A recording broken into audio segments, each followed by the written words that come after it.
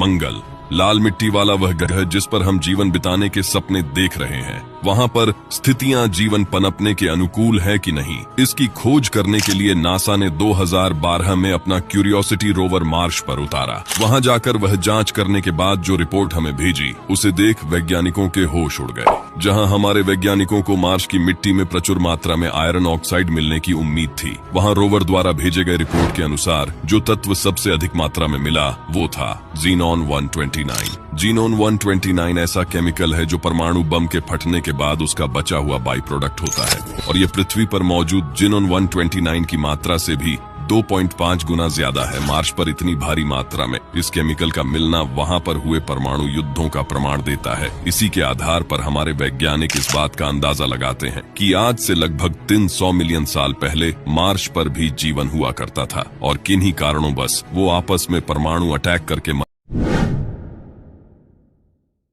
Magnetic field भी धीरे धीरे कम होने लगी।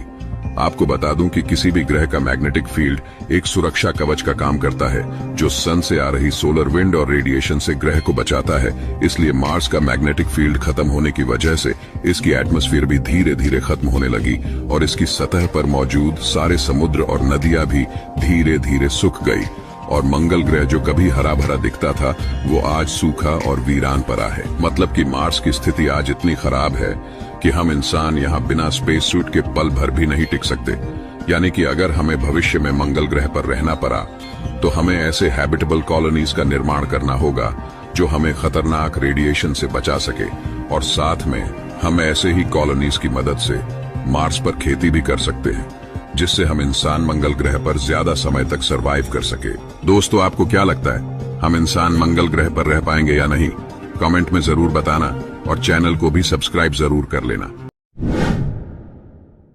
के 4 एस्ट्रोनॉट्स जून 2023 से ही मंगल ग्रह पर रह रहे हैं। अब ये बात तो आपको पता ही होगा कि मंगल ग्रह पर रहना धरती के मुकाबले काफी मुश्किल है, तो इसलिए नासा ने अपने 4 एस्ट्रोनॉट्स को 1 साल के लिए ऐसी जगह पर रखा है जहाँ के हालात बिल्कुल मंगल ग्रह जैसा है। दरअसल नासा ने धरती पर ही एक ऐसा जगह बनाया है जहाँ के हालात बिल्कुल मंगल ग्रह के जैसा है, जिसे मार्स सिमुलेटेड एनवायरनमेंट कहा जाता है। इसलिए नासा ने अपने 4 लोगों को 1 साल तक मंगल ग्रह के इस हालात में रखकर मंगल ग्रह की स्थितियों को समझना चाहता है। वो जानना चाहता है कि असल में जब इंसान को मंगल पर उतारा जाएगा तो हम इंसानों पर क्या क्या प्रभाव पड़ेगा, और इन सब बातों को जानने के बाद ही भविष्य में मंगल ग्रह पर इंसानों को परमानेंट रहने के लिए उतारा जाएगा। इस मिशन की शुरुआत जून 2023 में ही हो चुका है, जहाँ कुछ इस तरीके के हालात बनाए गए हैं। आपको यहाँ ऐसा लगेगा जैसे कि आप सच में मंगल ग्रह पर आ गए हैं।